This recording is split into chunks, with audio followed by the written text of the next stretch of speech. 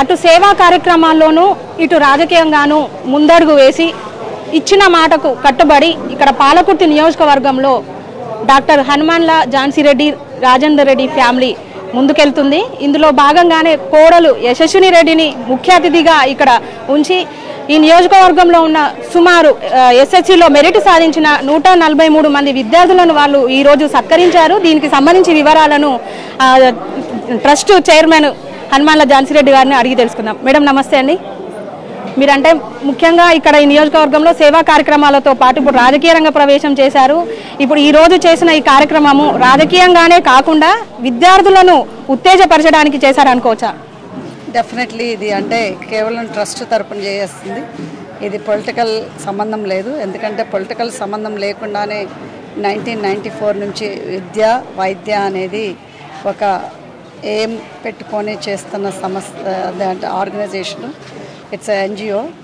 So దీని తరపున మేము ఆల్మోస్ట్ 1994 నుంచి కూడా మన హెల్త్ అండ్ ఎడ్యుకేషను ఈ నియోజకవర్గంలోనే కాకుండా వేరే నియోజకవర్గాల్లో కూడా చేయడం జరిగింది. మరి అదేవిధంగా అమెరికాలో కూడా హాస్పిటల్ కట్టించడం జరిగింది యూనివర్సిటీ ఆఫ్ మర్సెడ్లో 25 ఇయర్స్ క్రితము. సో ఇది ఇట్లనే ఈరోజు ఇంతమంది పిల్లలు కూడా మీరు చూసే ఉంటారు. ఆల్మోస్ట్ 150 స్టూడెంట్స్కి ఇక్కడ సన్మానం చేయడం జరిగింది. వాళ్ళందరూ కూడా టాప్ 550 అండ్ అబోవ్ వచ్చిన వాళ్ళందరూ స్టూడెంట్స్. మరి ఇంతమంది మా నియోజకవర్గంలో స్పెషలీ ముఖ్యంగా పాలకుర్తిలో నియోజకవర్గంలో ఉండటం అంటూ మా పాలకుర్తి అందరూ అదృష్టం. ఎందుకంటే ఇదొక ఎడ్యుకేషన్ హబ్ లాగా ఫీల్ అవుతున్నాం. స్పెషలీ ముఖ్యంగా కొడకండ్ల మండలంలో ఈరోజు ఆల్మోస్ట్ 60 మంది స్టూడెంట్స్ 550 అబోవ్ స్కోర్ చేయడం జరిగింది. వీళ్ళందరూ కూడా పబ్లిక్ స్కూల్లో గురుకులము ఇలాంటి స్కూల్లోనే చేయడం జరిగింది. మరి ప్రైవేట్ స్కూల్స్కి పబ్లిక్ స్కూల్స్కి కంపేర్ చేస్తే ప్రైవేట్ స్కూల్స్కి వాళ్ళకి అటెన్షన్ ఉంటుంది, 1-on-1 స్టూడెంట్స్ కానీ టీచర్స్ కేర్ కానీ. మరి అదే పబ్లిక్ స్కూల్లో అంటే ఎంతోమంది స్టూడెంట్స్కి ఒక టీచర్ ఉన్నప్పుడు సమయంలో కూడా ఎంత మంచి స్కోర్ వచ్చింది అని అంటే it's really great for my students of Palakurthi. Okay madam, అంటే ఏసీ గదుల్లో కూర్చొని ఎన్ఆర్ఐ లాగా ఉన్న వాళ్ళకు పేదల బాధలు ఏం తెలుస్తాయని కొందరు విమర్శిస్తారు. కానీ ఇంతమంది స్టూడెంట్స్ని సత్కరించడం అనేది చాలా గొప్ప విషయము.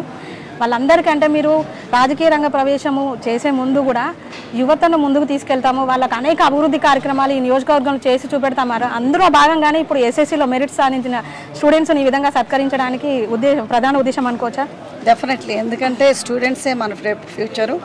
స్పెషలీ పేరెంట్స్కి కూడా వాళ్ళ పిల్లలే అంటే నెక్స్ట్ జనరేషన్ తరంలో ఫ్యూచర్ కాబట్టి మనం పిల్లల్ని చదివించుకుంటేనే వాళ్ళ ఫ్యూచరు మన ఫ్యూచర్ కూడా బాగుంటుందనే ఉద్దేశంతో అది మంచి ఒక కార్యక్రమం ఈరోజు జరిగింది. అదేవిధంగా వాళ్ళ పిల్లల్ని కూడా మోటివేట్ చేయడం కోసమనే కేవలం పెట్టిన ఈరోజు ఈవెంట్.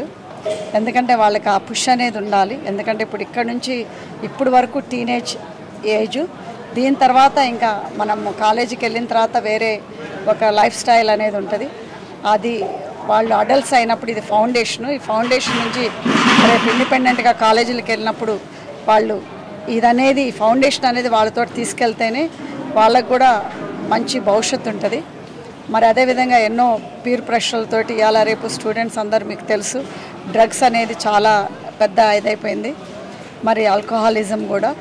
సో వీటన్నిటికి కూడా దూరంగా ఉండి పిల్లలు మంచిగా చదువుకొని మంచిగా ఫోకస్ చేసి వాళ్ళ పెద్ద స్థాయిలో ఉండి మళ్ళీ అదేవిధంగా మళ్ళీ ఈ నియోజకవర్గానికే వచ్చి ఈ నియోజకవర్గంలో చదువుకున్న పిల్లలందరికీ కూడా నేను చెప్పేది ఒకటే, మళ్ళీ నియోజకవర్గానికి వచ్చి సేవలు అందించాలి. ఎందుకంటే రాబోయే తరమానికి కూడా వాళ్ళొక ఎగ్జాంపుల్ చెప్పాలి. అయ్యో నేను ఇక్కడే చదువుకున్నా, నేను పెద్ద పెద్ద కాలేజీకి ఇప్పుడు హార్వర్డ్ బ్రౌన్ యూనివర్సిటీస్కి ఏం పోయి చదువుకోవాల్సిన అవసరం లేదు.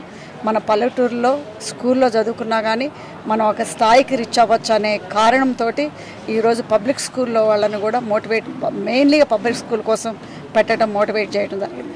అంటే ఈ చారిటబుల్ ట్రస్ట్ పెట్టడానికి గల ప్రధాన ఉద్దేశం ఏంటి మేడం? మీరు ముందుంటారు, సార్ వెనుక ఉంటారు, అంటే ఎందుకు కారణాలు ఏంటి? అంటే పేదరికం నుంచి వచ్చిన వాళ్ళకైతేనే ఇట్లాంటి బాధలు అర్థమవుతాయి, అంతేనా? అంటే సార్ కూడా అంటే మా హస్బెండ్ డాక్టర్ రాజేందర్ రెడ్డి గారు కూడా ఇక్కడ తోరూరు మండలం మన చల్లపాలెం గ్రామంలో నుంచే వచ్చారు. సో ఆయన అత్యధిక అంటే పేద కుటుంబం, అంటే ఒకనప్పుడు రోజుల్లో రిచ్ ఉండ, కాకపోతే మా మామగారు అటు ఇటు తిరగటం వల్ల అన్నీ అమ్ముకొని మా వారు 16 వచ్చేసరికి చనిపోయారు బాగా భేద స్థితిలో. సో అప్పుడు తనకి ఇంటర్మీడియట్ నుంచి మన ఎగ్జామ్ రాసి కాలేజీకి పోవాలంటే 80 రూపీస్ లేక ఆగిపోయినాయి 2 ఇయర్స్ అరకు దున్నాల్సి వచ్చింది. దానివల్ల తనలాగా ఎవరు కష్టపడకూడదనే ఉద్దేశంతో ఈ ట్రస్ట్ పెట్టడం జరిగింది. అందుకోసం అప్పటి నుంచి 1994లో ఇక్కడ మేము కట్టించిన స్కూల్స్ అన్నీ కూడా పిల్లలు చెట్టు కింద చదువుకునేవాళ్ళు.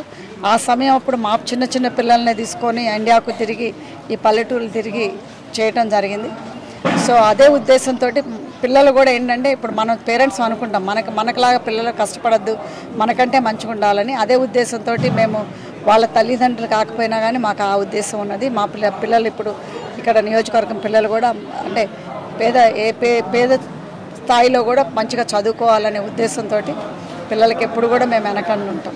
ఓకే మేడం, మరి మీరు ఇచ్చిన మాట ప్రకారము మీ కోడలు ఎమ్మెల్యే గారు యశస్విని రెడ్డి గారు ఇచ్చిన మాట ప్రకారము ఈ నియోజకవర్గంలో యువతకు అంటే వాళ్ళు ఉపాధి కార్యక్రమాలు ఉపాధి కల్పన దిశగా కొన్ని పెడతా అన్నారు కదా, వాటిని కూడా మీరు ఫాలో చేస్తున్నారా? తప్పకుండా. అంటే ఇప్పుడు ఇది education and health main focus. So ఇప్పుడు ఎడ్యుకేషన్ ప్రోత్సహిస్తూ హెల్త్ కూడా చేస్తాం. రాబోయే రోజుల్లో ఐ క్యాంపు, మళ్ళీ మెడికల్ క్యాంప్ కూడా పెట్టబోతున్నాం. మళ్ళీ అదేవిధంగా అండ్ ఇంకా రాన్ మనకి ట్రీట్మెంట్ అనేది ఇప్పుడు డాక్టర్ దగ్గర పోవాలంటే ఈ టెస్ట్లు అనేది చాలా ఒక బర్డెన్గా ఫీల్ అవుతున్నారు. ఒక పేషెంట్ ఒక డాక్టర్ దగ్గర పోవాలంటే ఆ రాసే టెస్ట్లే ఎక్కువ అవుతున్నాయి. సో ఆ టెస్ట్లు కూడా ప్రతి ఇంటి పేదవాడు అఫోర్డ్ చేయగలిగే ఒకటి తీసుకురాగలుగుతున్నాం. సో దాన్ని వర్కౌట్ చేస్తున్నాం. అది వర్కౌట్ చేస్తున్నప్పుడు మీకు చెప్తాను. మేడం, ఇప్పుడు ఎస్ఎస్సి మెరిట్ సాధించిన విద్యార్థులను సత్కరించడంతో పాటు వాళ్ళకు అంతో కొంత మీరు చిరు సత్కారం కూడా చేశారు ఆర్థికంగా. ఇంకా వాళ్ళకి భవిష్యత్తులో ఉన్నత విద్యను అందించడానికి పేదవాళ్ళు ఉంటే వాళ్ళకి ఖచ్చితంగా మీరు సపోర్ట్ చేస్తారా? తప్పకుండా. అంటే బిలో ప్రావర్టీ లైన్ వాళ్ళకి గవర్నమెంట్ సీట్ వచ్చిన తర్వాత వాళ్ళకి ట్యూషన్ కనుక ఫీజు అంటే ఫీజు చేయలేని స్తోమత ఉన్నప్పుడు వాళ్ళ తల్లిదండ్రికి తప్పకుండా అలాంటి వాళ్ళని చదివిస్తున్నాం. సో తప్పకుండా మేము గవర్నమెంట్ కాలేజీలో సీట్ వచ్చి నిజంగా వాళ్ళకి అంటే ఫైనాన్షియల్గా లేని వాళ్ళకి తప్పకుండా చదివిస్తాం. Thank you madam. Thank you.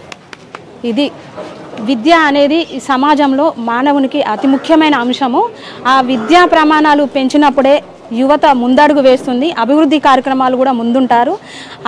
అదేవిధంగా ఇక్కడ పాలకుర్తి నియోజకవర్గంలో మేము ఇచ్చిన మాట కట్టుబడి యువతను ముందుకు నడిపించి ఇక్కడ వాళ్ళని విద్యలో ఉన్నతంగా తీర్చిదిద్దేందుకు తమ వంతు సహకారం ఖచ్చితంగా రాజకీయంగానే కాదు మొదటి నుంచి మేము సేవా కార్యక్రమాలు చేస్తున్నాము. అందులో భాగంగానే ఉన్నత విద్యను అభ్యసించే విద్యార్థులందరికీ కూడా తమ వంతు అన్ని రకాల సపోర్ట్ ఉంటుందని చెప్తున్నారు డాక్టర్ హనుమాన్ల ఝాన్సీ రెడ్డి రాజేందర్ రెడ్డి గారు.